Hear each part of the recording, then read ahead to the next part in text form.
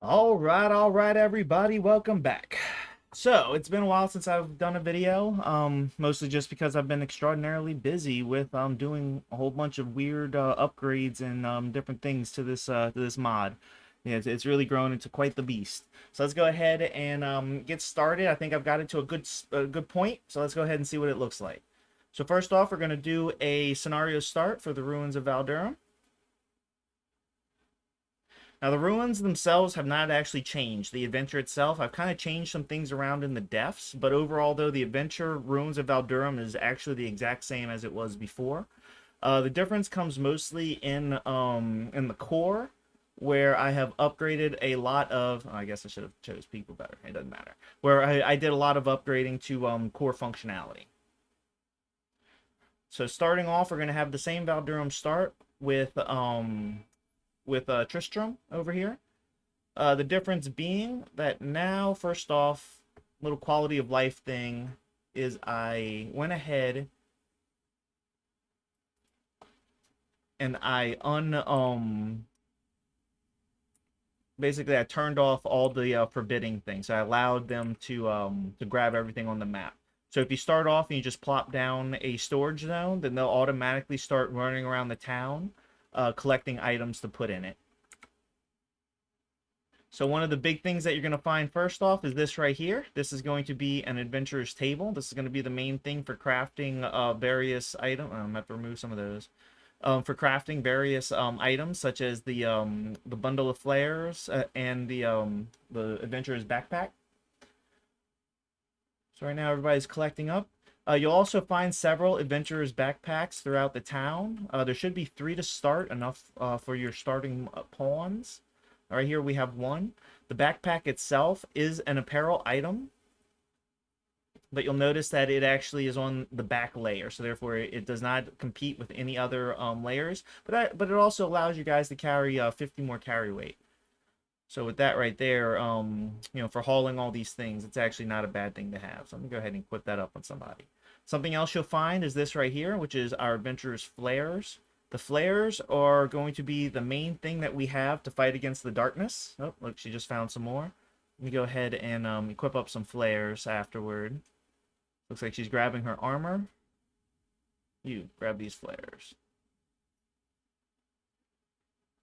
All right. Now that she has the flares on, you can see that she has the option to drop a flare. When she does this, this will drop a flare on the ground, which will act as a light source for a short period of time until the flare burns out. And this is going to be how we go against the darkness. So let's go ahead and speed it up a little bit. Now, right now, you have the option to keep building up your town. Let's go ahead and get this party started. If you search around, you'll find various buildings that are useful, as well as different items. If you come over here to the big town, oh, that's something else too. You also want to claim as much as you can. Basically, I set all this up to kind of give you a head start. But you'll find beds, like down here, as well as tables and stoves and stuff, so you can start cooking up meals and whatnot. All right, so if you come up in here, this is the church. You'll find an adventurer's backpack in the back, as well as another one over here. And if you go around to this room, you'll find the entrance to the ruins of Valdurum. So for the adventure mode, I've made it a little bit more complicated. So one thing you'll notice that's different is that it's first off, it's proximity based, to where you have to be within a certain range to get the option to open the instance.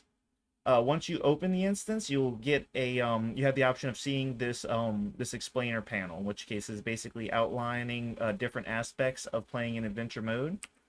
In order to go into the instance, your guy must be wearing a backpack. So you see right here how he does not have an adventurer's backpack. So if I say open the instance, then I can look at more information, which is the more readout. I can generate my dungeon.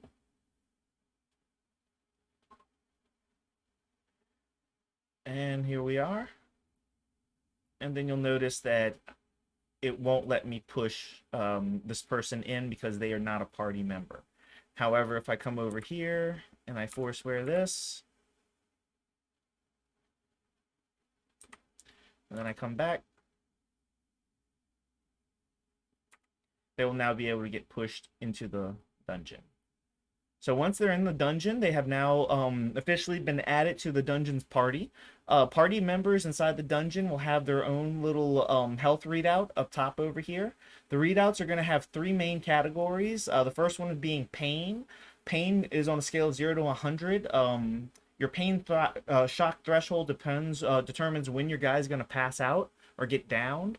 Most of the time it is at 80. For wimps, people with the wimp trait, it is at 60, and people with the tough trait, I think it's all the way up at like 90 or 100 or something like that.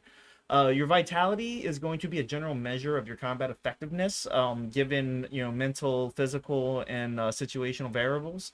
Your health is going to be the total combination of all of your body part health, right? So this number right here, don't think that 0 is the bottom limit. All right, so you can bleed out, you can die, right? So if a major part of your body, such as your head, gets injured, then you can insta die even with 50 or 80% of this red bar up here. This red bar is mostly just to keep you just to be able to give you an idea on where you stand in general. The red bar is basically the bar you see whenever you're in combat and you're injured, that appears underneath your pawn's name. Okay, if you haven't noticed so far, this place is incredibly dark. As far as the darkest dungeons go, this is actually, without a doubt, the darkest dungeon. Like, literally, the light level is set to 0. It cannot get any lower. So, darkest dungeon, here we go, right? So, right here, the darkness acts as a type of fog of war. And as you can see, it can very much limit... Oh, shit. Hold on. Oh, so we got some volunteers, ladies and gentlemen. Let me go ahead and clean this up real quick. Just because I'm still doing my heart-wrenching introduction, right? So here we are. So we have a so as you can see, the darkness is very severe. Once you're inside total darkness, you can't see anything, so you're just kind of searching around the darkness. Luckily though, she has these flares, so if she drops a flare, then we now have light. And now we can progress further into the instance and continue dropping our flares along the way to light up the path. These flares are actually they actually spoil, right? They have about an hour life before they burn out. It's an hour of in-game time, so if you speed up everything, you can see that it ticks down quicker, and once they are out, they die. So therefore, it's possible for you to get stuck in the dark, like my person is right here. But you can always drop another flare to keep going. The flares come from, of course, the bundle of flares, which I have equipped, the Adventurer's Flares. The flares have a certain number of charges. If you hover the drop flare, then you can see the number of charges. So right now I have 46 charges remaining. The idea is that you don't want to get stuck in the dark, y'all. Likewise, you're going to notice that if you undraft your pawn, you have a certain amount of time before they get redrafted again. This right here is going to be the turn phases. Oh, I just got to unpause. So this is going to be the turn phase. So right here, it's going to wander a little bit. This is for safety, but this is also for precaution. This limits the amount of trouble that players can get into by constructing and deconstructing stuff inside the instance. This also, once again, limits the amount of stuff you can construct. So, for example, if I wanted to build a... Here we are. A torch... Oh, where's it at? Oh, yeah, boom. I guess I would have to, so I would have to have not only wood down here, but I'd also keep them undrafted for long enough. Anyway, so none of that's important. So let's go ahead and keep on going. So the you'll notice that the entrance acts as a permanent light source. Likewise, you'll find other light sources inside the instance that you can use as kind of like little safe havens to get your stuff together, right? To kind of regroup. Once again, the darkness itself, it kind of acts as a type of fog of war. All right. And yeah, so from there, as you play through, you're going to find various items. So let me go through and find the chest that are searchable items.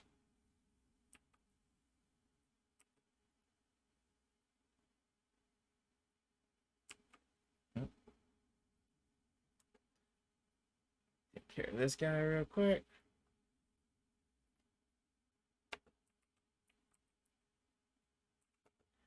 Here we are. So right here we have a treasure chest, right? A much better looking treasure chest, I might add, than my other treasure chest. So if you want to search it, so right here I have the option to search, is because I am immediately adjacent to it. If I was further away, hold on, let me take care of these guys. If I was further away, then you can see that I have no option to search the treasure chest. Once I search it, it drops its load, so I get my 20 silver. And I continue on with my adventure. All right. Oh, so another thing too is the checkpoint system. So along with the party system, we also have a checkpoint system in place. Right now, she's at good health, but if for any reason she were to be injured to the point where she is down, so let me damage her until down. Boom. Right now she is a down pawn. You can see that it completely disrupted her vitality, right? So therefore she wasn't able to stand up through it. And then her health dropped down tremendously, and her pain went up to above 80%, went to 90, meaning that she went down. She also has, once again, low health. If you look at her health, you can see that she's actually bleeding. She has 10 hours before she bleeds out. Looks like they gave her quite the business whenever I put her down. So looks like we had a gunshot and everything else in there. All right, so anyway. So right here, now that she's down, you'll see that on her options that we have the option to return to checkpoint. What this is going to do is that this is going to allow her to return to checkpoint. So upon clicking it, you can see that she is now back at the entrance, and most of her, well, actually all of her her major injuries have been taken care of for her. She, however, has lost her weapon, so she's gonna have to go back down there to. Well, she didn't have her, but she lost everything she was carrying, right? So therefore, she'll have to go back down there to reclaim her inventory outside of her equipment. But yeah, so this right here is the basic checkpoint system. But let me go ahead and come back in. Boom. Furthermore, if for any reason your pawn dies, so damage to death. Boom. And right here, you can see that she is now dead. And what's going to happen is at the end of the turn, she's going to be picked up and brought back to the checkpoint. And brought back to life as well. Once again, with all the major injuries healed. Any permanent injuries won't be healed. So like that, it's just to kind of get them back up on their feet. Okay, so I think this pretty much is a pretty good introduction to how to get through it. Yeah, y'all like and subscribe, and let me know if you have any questions.